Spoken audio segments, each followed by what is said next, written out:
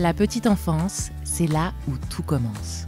Chaque geste, chaque mot, chaque sourire laisse une empreinte. Derrière chaque enfant qui grandit en français, il y a des éducatrices et éducateurs engagés pour l'avenir et la vitalité de nos communautés.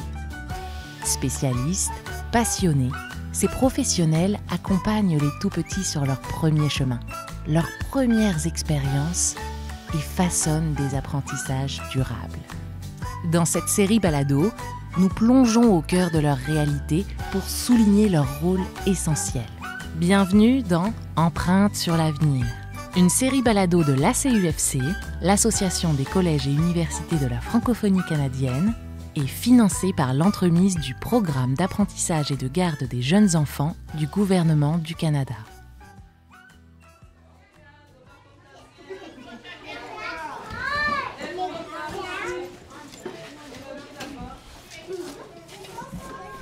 C'est d'une richesse inestimable, que ce soit en français, parce que c'est qui on est, c'est notre culture, c'est notre langue, c'est notre façon de s'exprimer. Juste le fait de travailler à temps plein, puis les enfants passent la journée avec eux. Les éducateurs et les éducatrices occupent une place très importante dans la vie des enfants. C'est vraiment ce sentiment d'appartenance et puis de famille puis de communauté. C'est comme même si on est un grand centre francophone, on touche pas assez la grosse population de Saint-Boniface.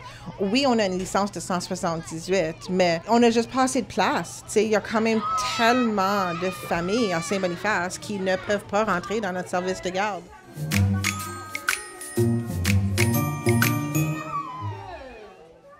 Celles et ceux qui choisissent de travailler en petite enfance dans les communautés francophones en situation minoritaire portent une double mission essentielle: accompagner le développement global des tout-petits et assurer la construction de leur identité francophone, ce dont nous discuterons dans l'épisode 3 de cette série Balado.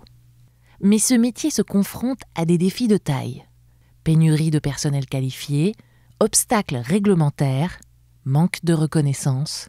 Alors, dans ce deuxième épisode d'Empreinte sur l'avenir, nous donnons la parole à celles et ceux qui transforment ces difficultés en occasion d'innover et de renforcer la profession.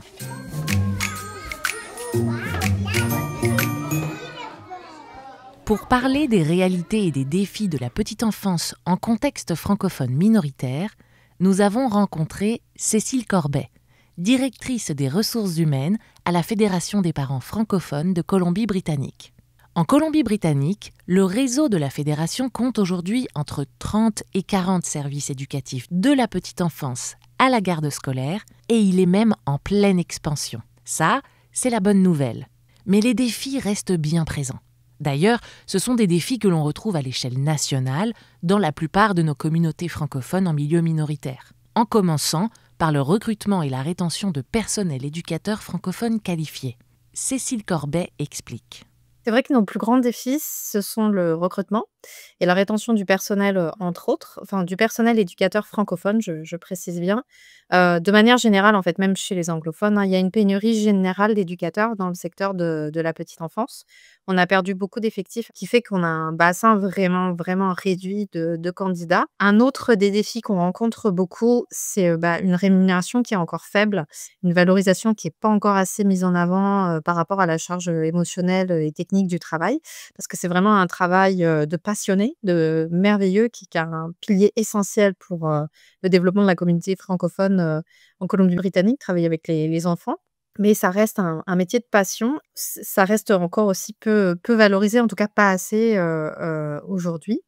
Si on reprend un petit peu les principales causes de difficultés, je vais reprendre vraiment par rapport à la Colombie-Britannique parce qu'on a vraiment des spécificités particulières, notamment le coût de la vie. Je prends par exemple Vancouver, qui est une des villes les plus chères du monde, notamment pour le logement ou pour plein d'autres raisons. Et ça, quand on revient, c'est directement lié à la valorisation parce que quand on a un salaire qui n'est pas suffisant pour pouvoir vous payer le coût de la vie tout simplement, on reste pas forcément dans cet endroit-là.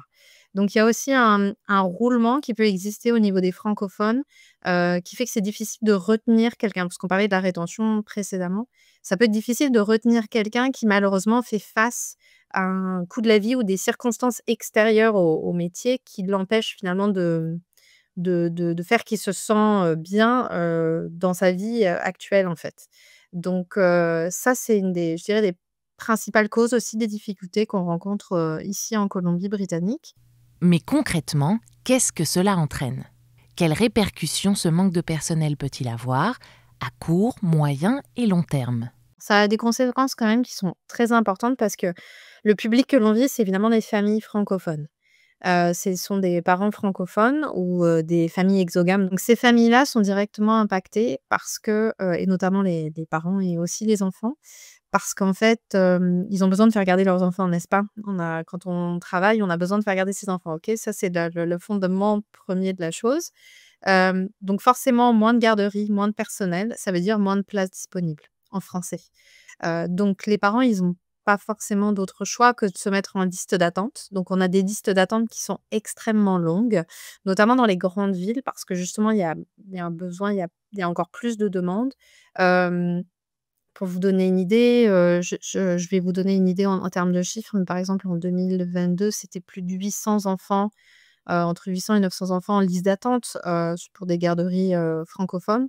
Donc moins de places disponibles en français, ça c'est évident, donc ça donne des listes d'attente qui sont très allongées et des familles qui sont contraintes d'opter pour l'anglais alors qu'ils souhaiteraient, par exemple, transmettre leur culture, leur langue à leurs enfants en français. Ils peuvent pas le faire parce qu'il y a pas la place, en fait. Ou trouver d'autres solutions, donc trouver des systèmes de garde qui peuvent coûter plus cher avec par exemple, des personnes, des nounous, qui vont garder des enfants et qui partagent avec d'autres familles les coûts, ce genre de choses. En fait, il faut trouver des solutions quoi qu'il arrive parce qu'on a besoin de faire garder nos enfants. Il y a aussi beaucoup de familles, en fait, où il y a un des 2 parents qui travaille pas pour pouvoir, s'occuper des enfants.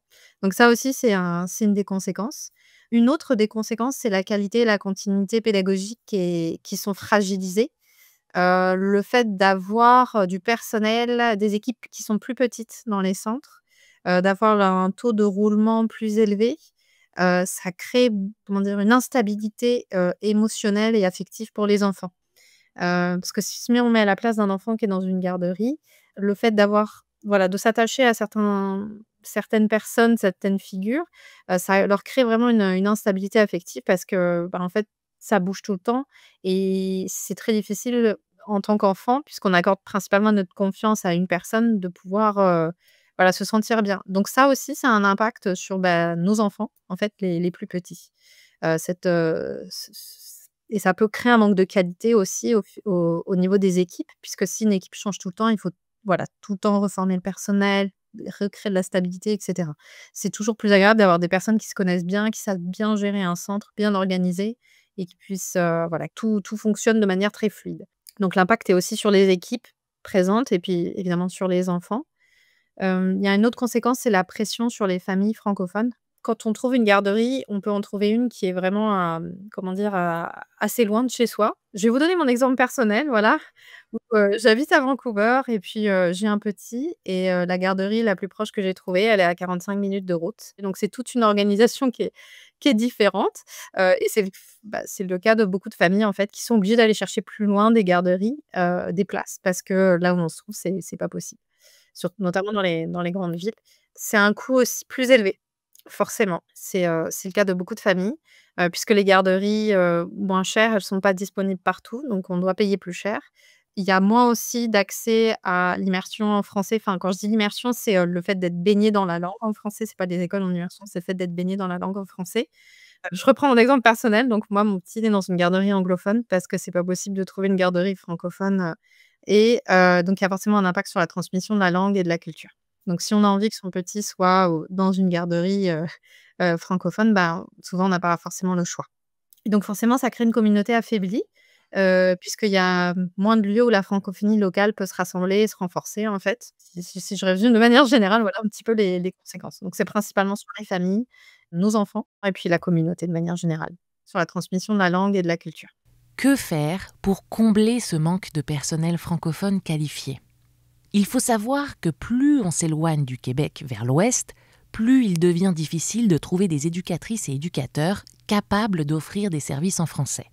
En Colombie-Britannique, le défi est encore plus grand dans les régions éloignées, où les francophones sont rares, mais où les besoins des familles restent bien présents.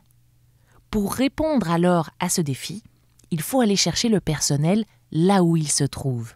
et Cécile utilisent une métaphore parlante pour expliquer la nécessité du recrutement à l'international. C'est une métaphore qui, je pense, qui illustre très bien quand on se rend pas un peu compte du milieu. C'est la métaphore des poissons de l'océan et du poisson. Donc, je me représente toujours le monde, en fait, comme un grand océan. Et nous, en tant que, voilà, que recruteurs ou en tant que personnes qui recherchons des poissons rares, qui sont nos éducateurs et éducatrices francophones, on regarde ce grand océan, on a plein de poissons dans cet océan. Donc, on a l'océan de l'éducation de la petite enfance, etc. On se retrouve face à des poissons que l'on recherche, en fait. Les poissons que l'on recherche, ce sont des tout petits poissons. Et ils sont très, très rares. Ils ont des spécificités qui font que c'est vraiment eux qu'on veut et qu'on a besoin. On va dire qu'ils ont des écailles francophones qu'on recherche vraiment avec attention et dont on a vraiment besoin. Mais ils sont très, très rares. Et l'océan, il est très grand aussi. Donc, il faut savoir cibler les bons courants là où il y a ces poissons-là qui viennent. Donc, comme je disais, les poissons francophones, là où on les trouve le plus, c'est dans les courants francophones, là où il y a le plus de communautés francophones. Donc, c'est soit vers l'est du Canada, soit à l'extérieur du Canada. C'est très, très, très rare de trouver nos poissons et avec écailles francophones au sein de la Colombie-Britannique.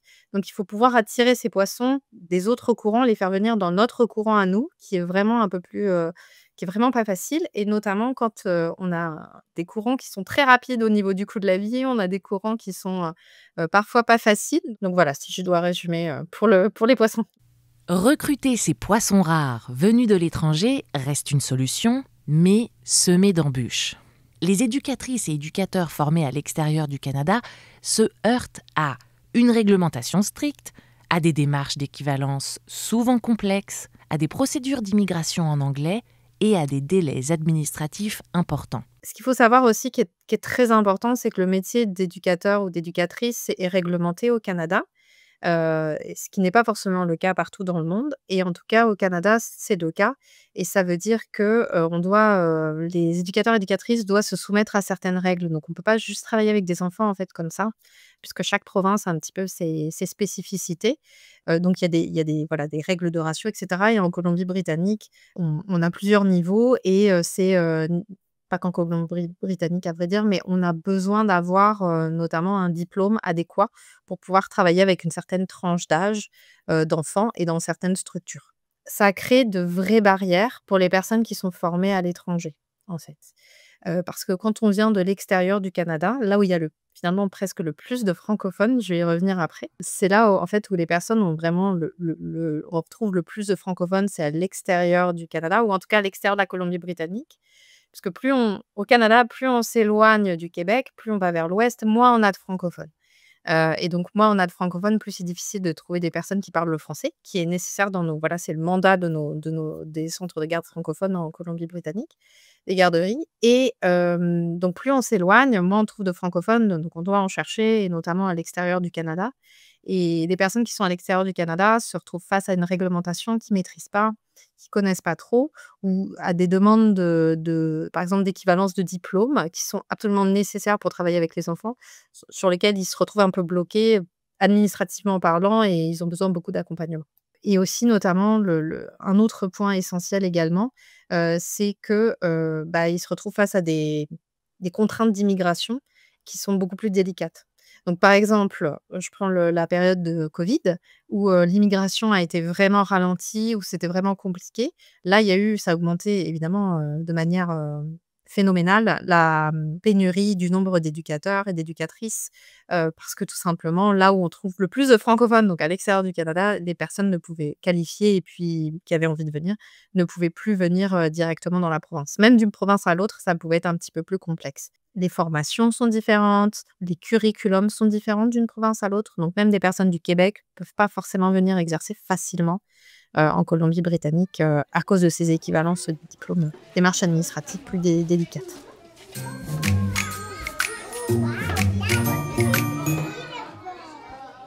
À la lumière de ce constat, quelles pistes, quelles idées et quelles solutions les organismes mettent-ils en œuvre pour répondre aux enjeux de rétention du personnel ? Alors, ce qui est merveilleux, c'est que la communauté francophone aussi, ne se laisse pas faire et met en place beaucoup de choses, notamment les organismes, francophones sont très présents et très actifs. On fonctionne vraiment par synergie et main dans la main puisque je prends l'exemple, par exemple, de la Fédération des parents francophones qui gère et opère des garderies francophones, qui développe des garderies francophones. Et je prends aussi l'exemple du collège Éducacentre qui est un centre de formation francophone et qui propose des formations en petite enfance et en garde scolaire en français. Donc ça fonctionne vraiment très bien parce qu'on a un superbe, programme pour le développement des compétences. Donc il y a beaucoup, beaucoup d'organismes, qui existent aujourd'hui, qui aident énormément. Il y a aussi, des ressources et des services francophones, donc le CCRR qui met en place un support en français pour les familles et les fournisseurs, donc tout ce qui est éducateur, éducatrice, en français, qui peut être utile aussi pour, accompagner, les personnes qui ont envie, par exemple, de se reconvertir, se disent: «Tiens, j'aimerais vraiment beaucoup travailler dans la petite enfance. Qu'est-ce que je peux faire? Qu'est-ce qui est disponible?» Donc ça, il y a vraiment un accompagnement qui est fait, de par ces organismes francophones-là. Il y a aussi des mesures provinciales de bonification salariale et des bourses de formation qui existent et qui permettent vraiment d'améliorer, directement la rémunération, des éducateurs et éducatrices. Par exemple, ça s'appelle le Wage Enhancement Grant et c'est une initiative du gouvernement et ça peut aller jusqu'à 6 $ de l'heure supplémentaire sur un salaire. Donc c'est pas négligeable, c'est vraiment très bien pour les éducateurs et éducatrices qui sont diplômés, qui obtiennent en tout cas le certificat d'éducation petite enfance et c'est vraiment un très bon incitatif pour aider et encourager la formation. Il y a des bourses qui existent, il y a des financements au niveau des formations qui existent, que les employeurs peuvent utiliser. Donc, les cours reviennent beaucoup, beaucoup moins chers pour, les éducateurs ou éducatrices qui ont envie de développer leurs compétences et finir leur, formation. Je prends l'exemple d'une éducatrice qui travaille avec nous depuis un moment maintenant et qui a commencé par, faire une petite formation en garde scolaire pour travailler avec les enfants d'âge scolaire et puis on l'a accompagnée, on a utilisé tous ces financements, du gouvernement pour lui payer aussi ses formations et aujourd'hui, elle est éducatrice en petite enfance, donc elle a non seulement développé ses compétences, mais grâce à ça, on a pu ouvrir un centre, de garde en petite enfance dans lequel elle est la responsable maintenant. Donc c'est vraiment super parce que, c'est exactement ce qu'on veut en fait, c'est pouvoir accompagner, aider et ça aide tout le monde en fait, ça aide l'éducatrice, ça aide la communauté francophone et on a ouvert un centre de garde qui est aujourd'hui plein, qui est complet, avec d'autres, il y a d'autres collègues et tout le monde est en place et d'ailleurs, sont là depuis un moment donc c'est qu'ils se sentent bien et que ça fonctionne bien. Pour Cécile, la rétention du personnel passe avant tout par l'accompagnement. Comprendre les besoins de chaque éducatrice et éducateur, valoriser leurs talents, leur offrir des conditions adéquates et, parfois, un soutien financier ou administratif pour s'installer durablement. Il s'agit aussi, quand ils viennent d'ailleurs, de faciliter leur intégration dans la communauté, en créant du lien avec d'autres familles et associations francophones. Car au fond, rappelle-t-elle, une éducatrice ou un éducateur n'est pas seulement un employé. C'est une personne qu'on accueille, avec son parcours, sa famille et son désir de bâtir une vie ici. C'est un métier de passion et c'est un métier extrêmement important et primordial pour le développement des enfants, pour la mise en place de valeurs auxquelles on tient énormément, comme par exemple la bienveillance, la diversité, l'inclusivité et que, c'est ça qui crée une richesse essentielle et c'est ça qui fait que c'est un métier absolument indispensable et fondamental pour les fondations même de qui on est en tant qu'être humain, en fait. On se souvient tous, tous, tous des personnes qui ont pris soin de nous quand on était enfant et on se rend peut-être pas compte, mais ça a un impact évidemment sur notre développement en tant qu'être humain. Donc après, il faut se poser la question: qu'est-ce qu'on a envie de donner dans le futur à nos enfants? Qu'est-ce qu'on a envie de leur apporter? Est-ce que c'est de l'inclusivité? Est-ce que c'est des valeurs d'inclusivité, des valeurs de bienveillance, des valeurs de diversité? Et dans quel contexte on a envie que nos enfants grandissent? Donc ça, c'est vraiment l'idéal qu'on recherche et c'est évident, je rebondis sur ce que j'avais dit avant, mais si un parent n'a pas la possibilité d'avoir ce choix-là, de donner cette, diversité culturelle à son enfant et de pouvoir aussi promouvoir s'il a envie de garder le français à la maison et que son enfant puisse continuer de parler le français. Si on enlève ce choix-là aux parents, c'est évident qu'on perd forcément en diversité, en inclusivité, en bienveillance et en milieu multiculturel. C'est pour ça que c'est essentiel d'avoir plus de place pour les enfants, d'avoir plus d'éducateurs et d'éducatrices pour laisser le choix aux parents et qu'ils puissent apporter, s'ils ont envie, ces valeurs auxquelles ils tiennent. Oui! Oh! Là, c'est ta maison en haut, là? Non, j'ai juste pris des feuilles de menthe. Yeah, mais tire pas ça, c'est attaché à l'arbre, tout. Tu peux les ramasser s'ils sont à terre. OK. Qu'est-ce que vous faites? On prend du sable. Tu prends du sable. Il y a beaucoup de sable. Va là-bas. Non! Non. OK.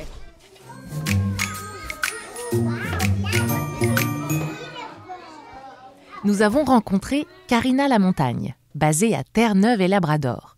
Elle est directrice générale du secrétariat permanent provincial lié au Centre de la petite enfance et famille Les Petits Cerfs-Volants, le seul service éducatif à la petite enfance licencié francophone de la province, et ce depuis 2005. Le secrétariat permanent, lui, s'est développé comme un bureau provincial pour soutenir l'ensemble des services francophones de la province. Son rôle, centraliser l'administration, la comptabilité ou encore les ressources humaines afin d'appuyer concrètement le travail sur le terrain. Depuis 2005, le service éducatif francophone n'a cessé de grandir. En 3 ans, 2 prématernelles et 2 nouveaux centres éducatifs ont vu le jour, ajoutant plus d'une 50aine de places. Avec Karina, nous avons alors parlé des solutions mises en place pour développer et soutenir les services en français face à ces défis de recrutement aussi présents dans la province. À Terre-Neuve, on a une petite chance. C'est qu'est-ce qui arrive, c'est que les gens, s'ils prennent un cours d'orientation qui est assez simple, s'ils commencent avec le cours d'orientation et peuvent prouver qu'ils se sont inscrits dans un collège, ils peuvent commencer à travailler. Donc, ils peuvent travailler dans les garderies toujours avec des gens certifiés, par exemple. Il faut toujours qu'il y ait une personne certifiée, mais ils peuvent travailler en étudiant. Donc, dans ce temps-là, c'est qu'on est capable de former nos gens pendant qu'ils travaillent. Fait que c'est une belle petite chance qu'on a, nous. On a aussi une autre stratégie qu'on a eu des résultats ce matin, pareil comme si c'est un bon addon. Nous, c'est de faire du partenariat avec des collèges à l'international, des institutions à l'international. Alors, on fait des rapprochements, on travaille avec notre bureau d'immigration provinciale, avec les gens aussi de l'IRCC, tout ça, pour pouvoir rejoindre des collèges où est-ce que nous, on peut faire un partenariat un petit peu plus personnel avec eux. Et puis, dans ce temps-là, c'est de voir si les cours sont acceptés ici à Terre-Neuve. Et si oui, ben dans ce temps-là, c'est un travail de partenaire de pouvoir nous amener des éducatrices. Nos services, oui, sont à but non lucratif, mais on fait encore un peu de revenus quand même à la fin de l'année. Donc, ça a été une décision de notre conseil d'administration d'aider nos éducatrices, et c'est quand même aussi une stratégie de rétention, recrutement et rétention. Alors, nous, ce qu'on fait, c'est qu'on demande à ce qu'ils fassent 2 cours minimum par année. 2 cours minimum par année, et nous, on paye un maximum de 500 $ par année. Donc, ce qu'on fait, c'est on donne 250 $ par cours, et c'est pour les aider à passer à travers leurs études. Fait que c'est du gagnant-gagnant. C'est gagnant pour l'éducatrice et puis c'est gagnant pour notre organisme aussi en même temps. À Terre-Neuve et Labrador, la grille salariale est provinciale. Francophones et anglophones gagnent le même salaire. Pour attirer des éducatrices et éducateurs, il a donc fallu défendre la valeur du français et la faire reconnaître comme une véritable valeur ajoutée. On a fait un peu de lobbying, on a parlé avec les gens intéressés, avec les gens du ministère, et puis on a été capable de faire valoriser la langue française, comme de quoi que le français est une valeur ajoutée. On a été capable d'aller chercher un bonus francophone pour les éducatrices qui travaillent en centre licencié. Donc, toutes nos éducatrices qui ont une certification, ils doivent avoir un numéro de certificat, ils doivent être dans des services licenciés, ils reçoivent un bonus de 5 179 $ par année. Par-dessus la grille salariale, et ça, dans le fond, c'est pour nous aider à recruter nos éducatrices qui habituellement parlent plus d'une langue, en parlent 2, 3 et 4. Donc, nous, il fallait quelque chose pour nous aider, puis le ministère nous a compris dans tout ça et puis nous a aidés avec ça. Je me suis tout le temps dit, on est à l'extérieur de la boîte, les francophones. faut toujours qu'on soit à l'extérieur de la boîte pour être différent.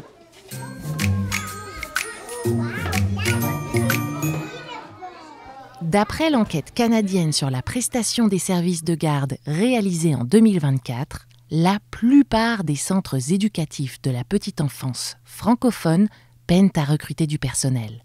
Cette pénurie entraîne des listes d'attente qui se comptent parfois en centaines d'enfants. D'ailleurs, l'étude Horizon 2035 estimait la pénurie de main-d'œuvre qualifiée en petite enfance francophone, commanditée par l'ACUFC et menée par Victoria E. Diaz de la firme DPM Research, projette une aggravation de la pénurie d'ici 2035 si des mesures structurantes et durables ne sont pas mises en place. Pour y faire face, les différents paliers gouvernementaux, ainsi que les organismes du milieu, misent chacun à leur niveau de compétence sur la formation, le recrutement international et de meilleures stratégies de rétention. Une des initiatives mises de l'avant par le gouvernement canadien est le programme Mobilité francophone, qui permet à des éducatrices et éducateurs formés à l'étranger de venir travailler dans les services éducatifs en français partout au pays. Ce programme, combiné à des mesures d'équivalence de diplôme et d'accompagnement, constitue un levier important pour répondre à la pénurie de personnel qualifié.